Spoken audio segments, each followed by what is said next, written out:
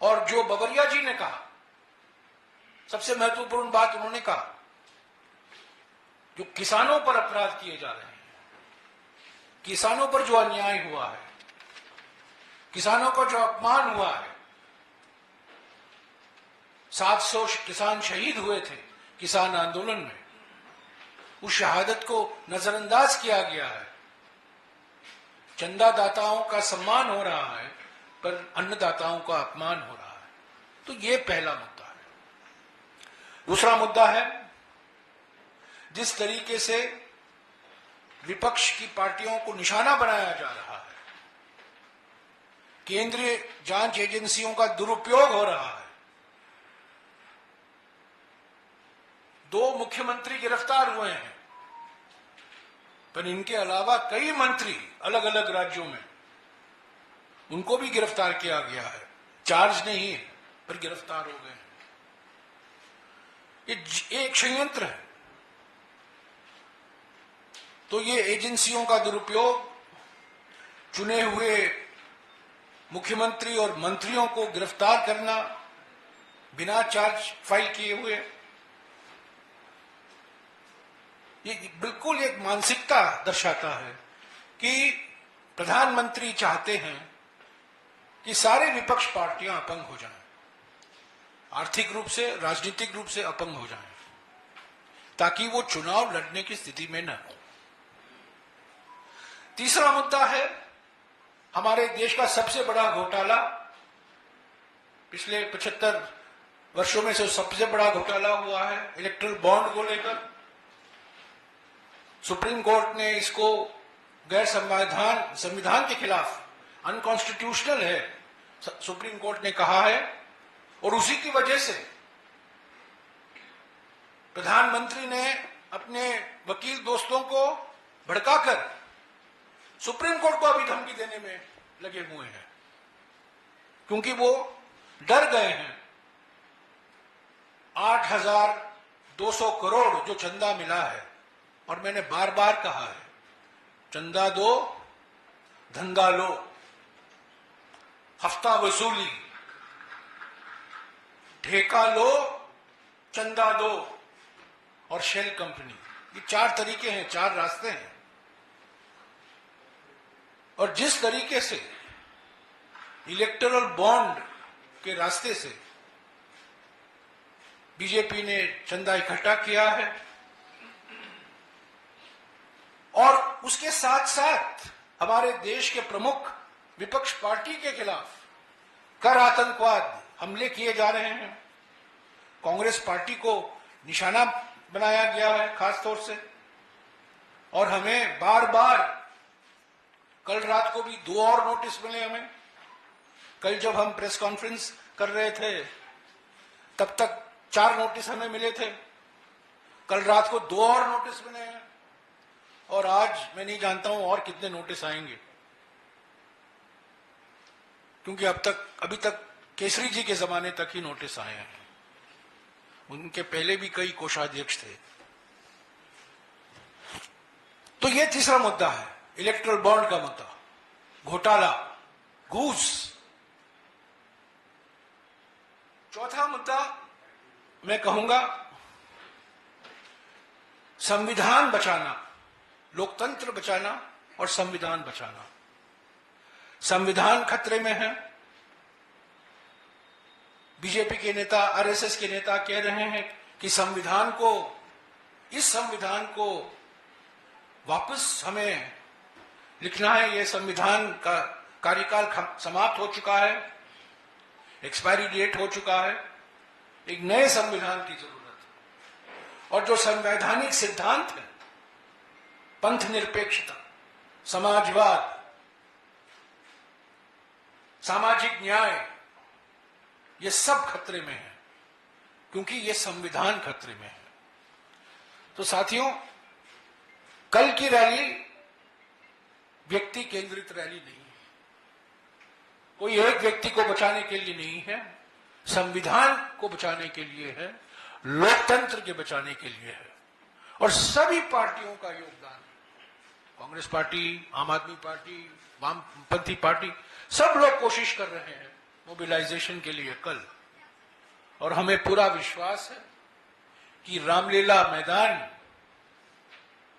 सिर्फ रामलीला मैदान में नहीं, पर रामलीला मैदान के आसपास भी लोग हजारों में मौजूद होंगे और एक प्रभावशाली संदेशा जाएगा लोक कल्याण मार्ग को, जो पहले रेस कोर्स रोड कहा जाता था, अभी लोक कल्याण मार्ग कहा जाता है, कि उनका समय अभी हो चुका है।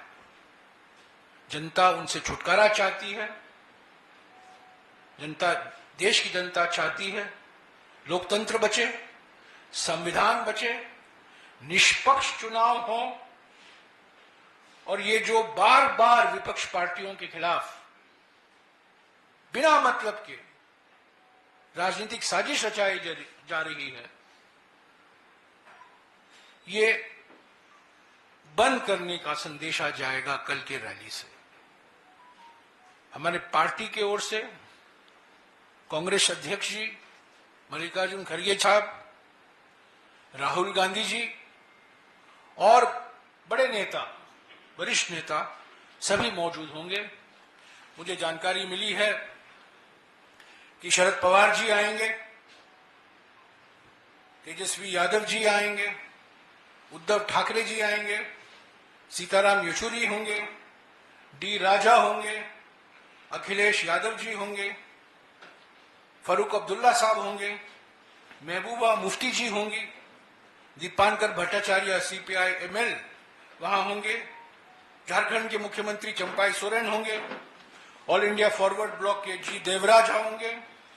असली लोकदल, याद रखिएगा, असली लोकदल के सुनील सिंह होंगे, और तमिलनाडु के 3-4 पार्टियां और केरला के 2-3 पार्टियां रहेंगी। कुल मिलाकर मैं समझता हूं कल 27 या 28 पार्टी के नेता रामलीला मैदान में मौजूद होंगे। डीएमके त्रिची शिवा आएंगे, स्टालिन साहब की जानकारी नहीं है, पर डीएमके होंगे त्रिची शिवा, और टीएमसी से डेरिक ओब्रायन होंगे। तो सारे पार्टियां जो पलटी के हैं वो पार्टी नहीं है।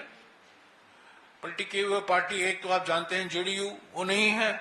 आरएलडी ने भी पलटी किया है, पर आरएलडी वो तो नकली आरएलडी है, असली आरएलडी तो हमारे साथ है। तो आरएलडी के संजय सिंह, सुनील सिंह जी होंगे, और हमारे ओर से मैं फिर से कहूंगा कांग्रेस अध्यक्ष जी, आदरणीय कांग्रेस अध्यक्ष जी मल्लिकार्जुन खड़गे जी और राहुल गांधी जी दोनों इस रैली को संबोधित करें। शुक्रिया। अगर आपके कुछ सवाल हैं इस रैली के बारे में, बबरिया जी और लवली जी उसका जवाब देंगे। क्या मैडम सोनिया गांधी की उनकी उपस्थिति की गुंजाइश है? देखिए, मैंने जो कहा है, कांग्रेस अध्यक्ष जी और राहुल गांधी जी वहां जरूर मौजूद होंगे, और भी वरिष्ठ नेता कांग्रेस के वहां होंगे। पर जो मैं कह रहा हूं आपको, हमारे कांग्रेस अध्यक्ष और हमारे पूर्व कांग्रेस अध्यक्ष भी मौजूद होंगे। हो सकता है सोनिया जी भी वहां रहें, पर इन दोनों का बात मैं आपको गारंटी दे रहा हूं कि वो कल होगा।